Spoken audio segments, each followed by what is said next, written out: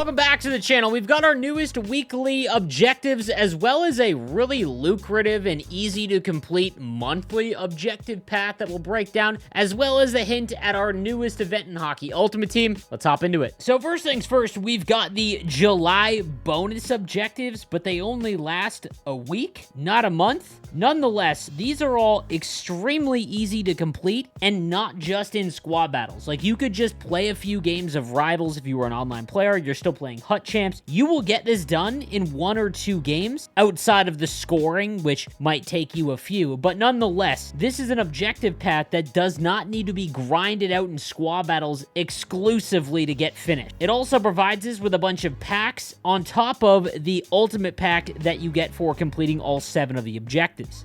Now, I just played 2 squad battle games just to get it done quickly. And again, you just got to score 20 goals, essentially. And that's really the thing that's going to take you the longest. This is a great improvement over what we've seen so far, which is objective paths that claim they can be earned anyway. But because of the amount of stuff you've got to do, like score 20 goals of a specific player or get 75 or 100 assists, like those aren't really all that manageable to complete by playing online. It forces you to play a mode that you might not want to, like squad battle. This is a great improvement. I doubt that they'll keep doing it like this because I don't know, but I really hope that they do because this would be a fantastic adjustment to the game. Now, the other objective path is, again, pretty quick to finish off. The 94 Nick Schmaltz. Don't ask me why this is the player chosen. And as you can see, all you've got to do is buy 1 item from the auction house and you'll get the base Nick Schmaltz, which will then allow you to complete the other objectives outside of the Chicago Blackhawks body checks and deeks, but those are pretty easy to obtain. Just buy a 70 rated gold Chicago Blackhawk player item,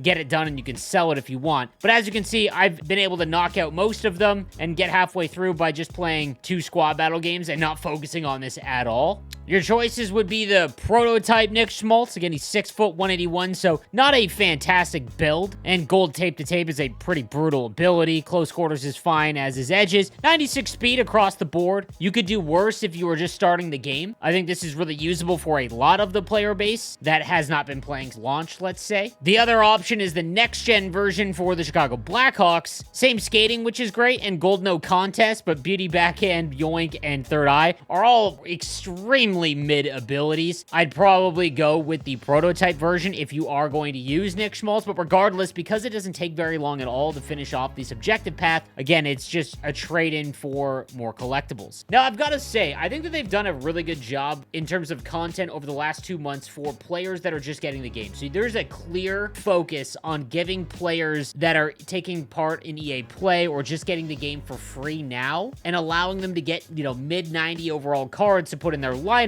that you could actually use and play the game for the rest of the summer. I will give them credit there. I think the one issue is, however, they're not doing a lot for the players that have been grinding and are the more hardcore players that are really your most loyal in terms of the fan base, but I can definitely appreciate what they've done for the players that are just starting now. Here's our ultimate pack. Let's go. What are we pulling? Our hamstrings?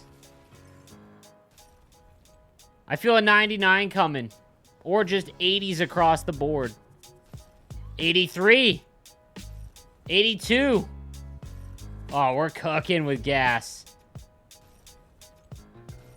83. Stammer. RIP. Come on now.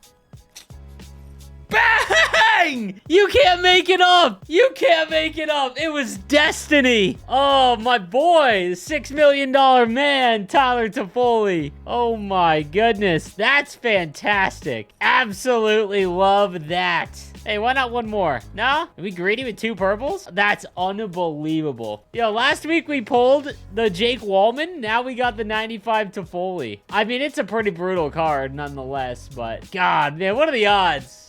What are the odds? Now, obviously, the odds on that are extremely low, and you'll probably pull nothing, but let me know what you pull from the Ultimate Pack down below. Let's talk about the newest event, more than likely, is NHL Free Agency, which was absolutely chaotic. We've got 12 new cards, all representing their new squads, starting first with Matt Roy. I believe it's Roy. Correct me if I'm wrong. He goes to the Washington Capitals. Brett Pesce to the New Jersey Devils. I gotta say, New Jersey is gotta be the most improved team going into next season, which probably means we get at least 20 Master Set player items throughout the year, and Jacob Markstrom ends up being the first ever goalie team builder. Tyler Bertuzzi goes to the Blackhawks. I love that as a Sharks fan. Let's keep making the Blackhawks better. Get away from that first overall pick, please. Brady Shea to the Predators, who were definitely the biggest spenders. This card's actually not terrible. 6'3", gold shutdown, 94 skating across the board, and has accelerator boost. No enforcer defenseman, though. Nashville clearly trying to make sure that they make the playoffs going into next season, as well as the next two before these contracts look awful, in my opinion. Elias Lindholm goes to Boston in a deal that was basically made back in January.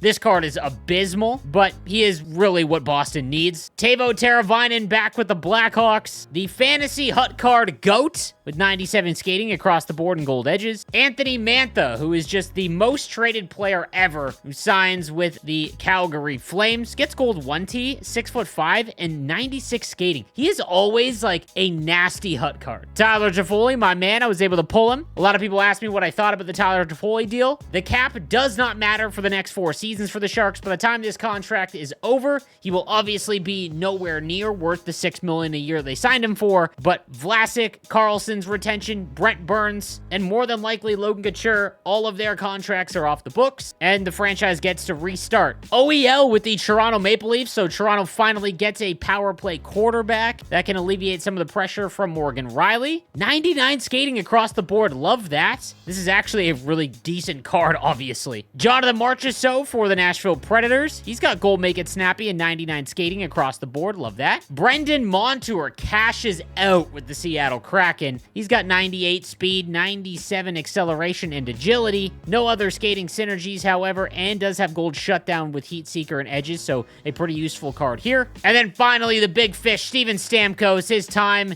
as a Tampa Bay Lightning is over, which makes me feel insanely old. He is 99 across the board with gold schnipe. So any Preds fans, welcome to your new top tier forward for the next few seasons. Now, let me know what you pull again in your ultimate pack and what you think about how your team did in free agency. I'd love to hear it. Have a good one, fellas.